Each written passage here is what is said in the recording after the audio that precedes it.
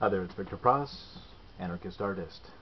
Just a quick little video that still kind of, it's funny that here I am, a guy in my 40s, that I still reel at certain things, and I'm just completely shocked and dumbfounded how seriously embedded people are in this idea of government. I mean, it just has such a religious aura to it of how people buy into this. I mean, it's it's not difficult, really.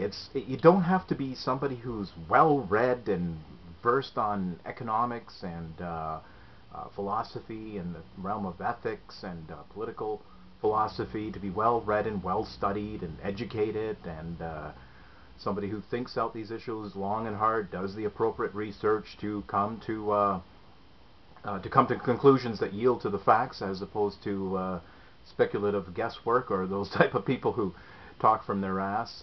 They pick up a few cultural bromides, and that happens to seep into their ears by chance.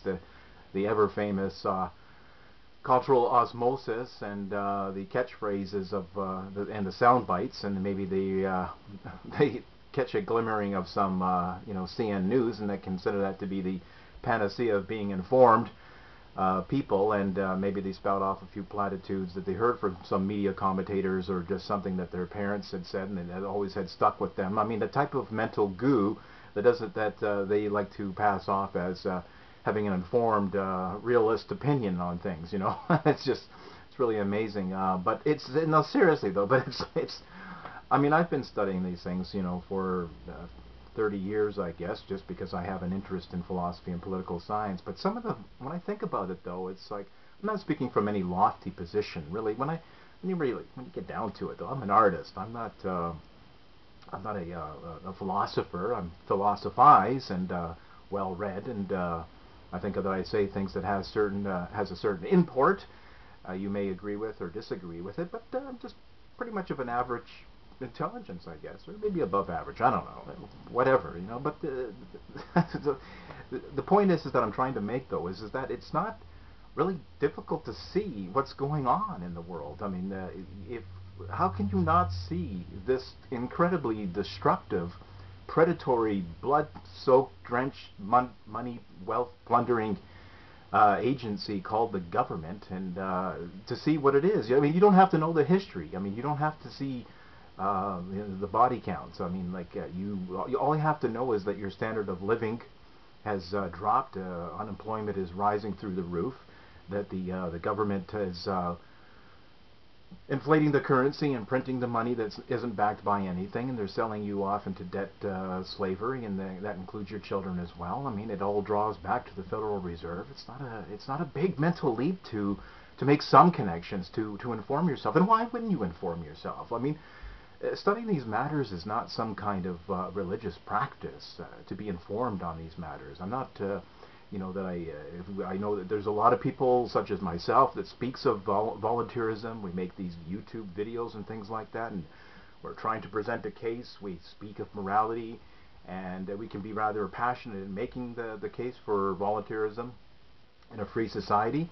That's not akin to religion, for God's sakes. I mean, this is the type of mind setting that people are involved in, that they can't think of anybody. They just take these very loose approximations and these vague, non-essential, similar characteristics that you might find in religion, such as passion and speaking of morality and things like that, and they're just like, oh, anarchism is just another religion. That's like, no, this is all can be empirically based of what the government is and what it does and how it sells propaganda, and how in fact it can be traced back to the wretched economic times that we're living in. Of course, all of this can be drawn back to that institution called government, which is simply a small aggregate of people, of human beings. There's nothing supernatural about this. It's not some holy institution that you're never to question, but this is the type of horror that people bring to this institution. It's absolutely astounding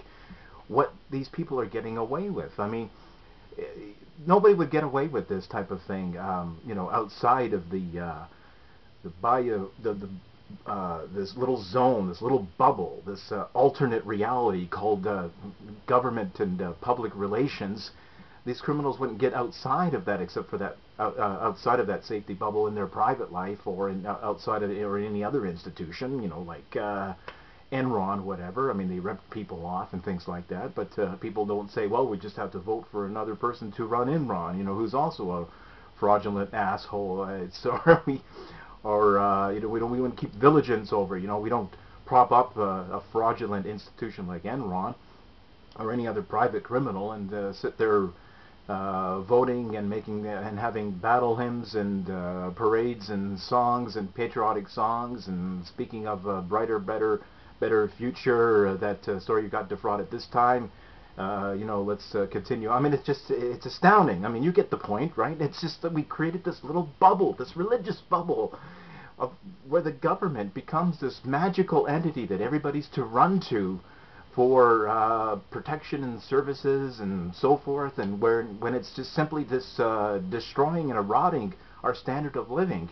And when you really get down to it, too, I mean, come on, for God's sakes, man, we're talking about I'm not just picking on the American government, I'm picking on the entire concept of government. To give a small handful of people such immense power, I mean, how can you not see this to being a recipe for disaster, which has been empirically been proven to be the case the world over for all of history? When are we going to wake up that this paradigm, this way of running things, and I'm talking about the state, I'm not talking about the government. I mean, there's all different types of governments. There's plutocracies, theocracies, and democracies, and socialism, and fascism, and communism, and all the other isms as well. These are different types of governments, but but they're all encompassed within the state, and the state is giving a small handful of people, whether they are elected or they're dictators or whatever the government is, but the state is to give a small handful of people immense power to impose certain dictums and predations upon the citizenry of other people by a legal and moral right that they claim. You know, and even where this moral and legal right comes from the skies above, from Plato's cave, divine right of kings, the social contract, the ruling elite as divinely appointed, or whatever has been the religious coding to justify this type of power. And there's been all types of rationalities and religiosity to justify this institution. It's a fiction. It's false. Obviously it's a racket. I mean, it's just becoming more clear to people. People are waking up the world over, though. I mean, but they don't entirely have the bullseye. I mean, they're just a little bit off mark. I mean, but people are finally to wake up. But there are some people, or I mean, too many people out there who are just so brain dead. It's just unbelievable. It boggles the imagination how people cannot see it. You know, and they're still going off with their popular politics, the swinging pendulum of left-right paradigm. You have the donkey heads and the elephant's heads, and the solutions to the problems that both the two-headed monster brought about in the first place is to argue, well, which is whether to have the donkey or the elephant in office. I mean, oh God, man, it's so frustrating, but at the same time, it's so funny. It is so ridiculously pathetic and funny. So I mean, but it is fodder for the caricaturist. I mean, I did write a book called Icons and Idols.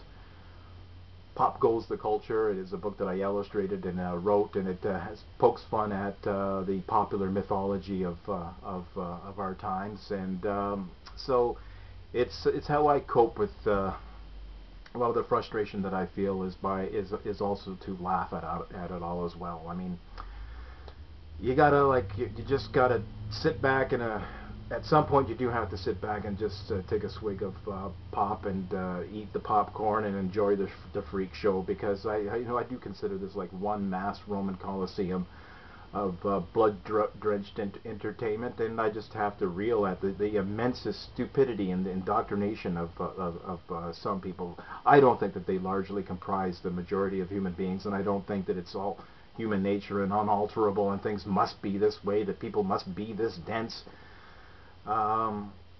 I mean, they're thoroughly drenched in a terrible system that has indoctrinated them from the birth, from the birth onward, yeah. But but I can offer that type of excuse to let it go. But at the same time, too, it doesn't mean that I can't have a laugh as well. I'm showing utter contempt for it and trying to improve the situation as best as I can. And if I can only do that with words, not by any superhero magical powers, I wish I could. But that's why I make these videos. And I guess that's all I want to say. Just some musings tonight, and I just thought I would express them, because that's what I do. I'm an artist, I express. Victor Pross, anarchist artist, signing out. Pop goes the culture.